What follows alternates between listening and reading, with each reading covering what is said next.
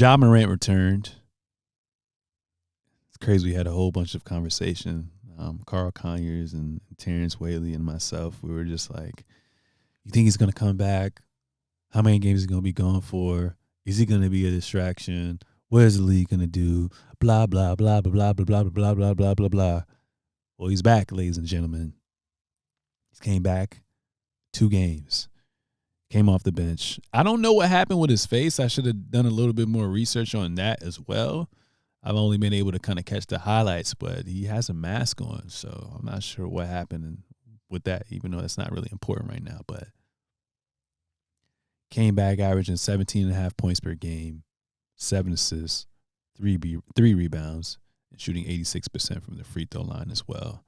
So I thought Memphis was going to be, especially with the injuries with their big man, Brandon Clark, and then with Steve Adams, who's still out, Dylan Brooks in and out the lineup. I thought they were going to fold. But I'm sorry. That's not the correct phrase I want to say. I want to say that to kind of figure out what the future is going to be like, you have to kind of go into the past, right? So I try to look up the numbers, but I kind of rushed over here, but I'm pretty sure Memphis Grizzlies have a winning record without Ja on the floor since like last season, and maybe the season before that as well too.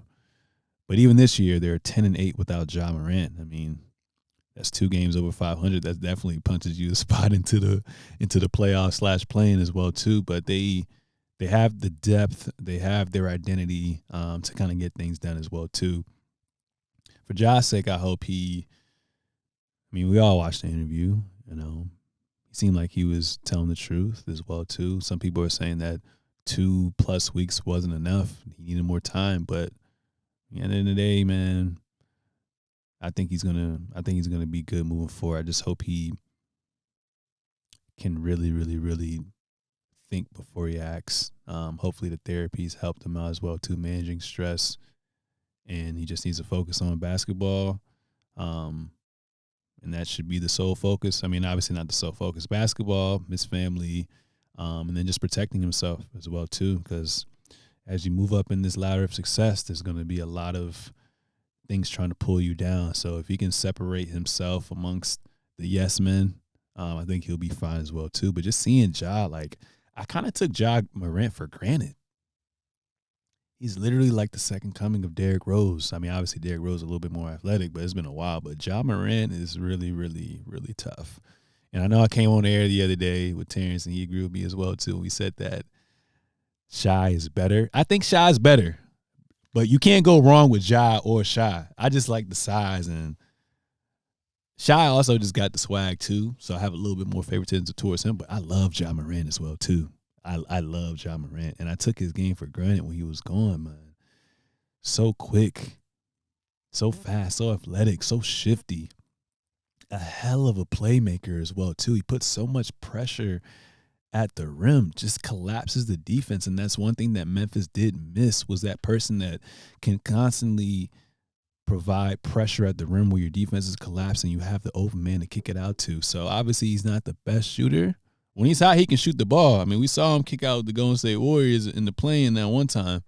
He was just hot from the Tracy. He may have done that joint twice, maybe. But besides the point, they need him.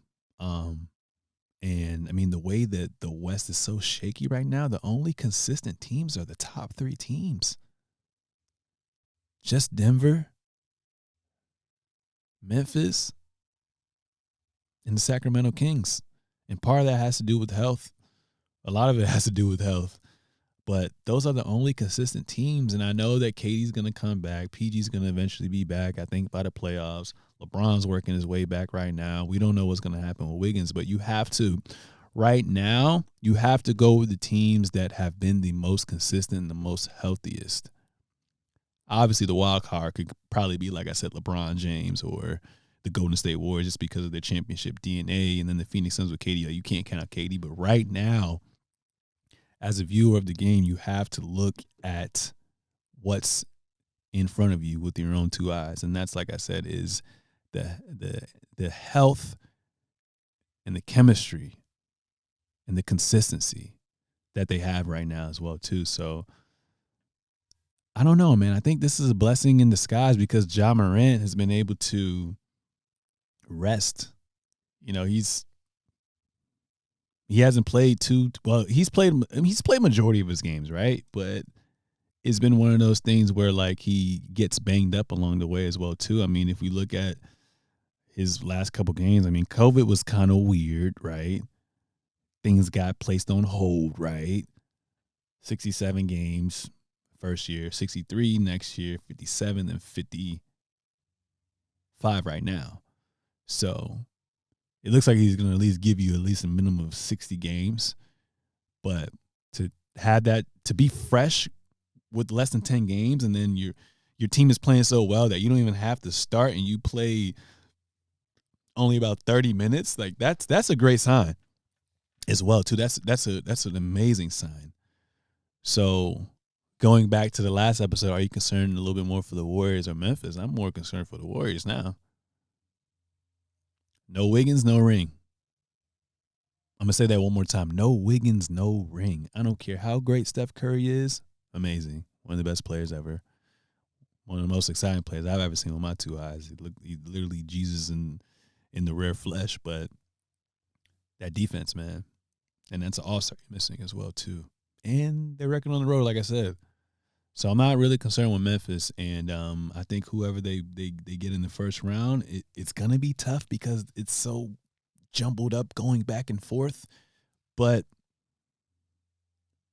I'm starting to become a fan of them again. And right now, the playoffs ended today. With no Zion, they can definitely take care of the Pelicans. They can definitely take care of the Timberwolves. They can definitely take care of the OKC Thunder. Dallas defense is pretty mid right now. They're the 11th seed. They could definitely take care of them.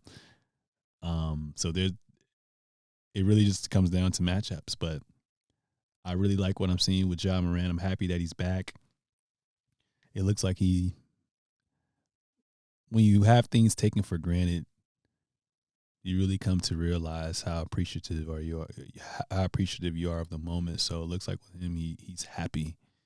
And he just wants to go out there and hoop and prove everything wrong. And I love his mindset. You know, they've only gotten to the second round, but just watching the interviews, like our focus on a chip. So we're gonna see what happens with them as well too. So I'm looking very forward to that as well.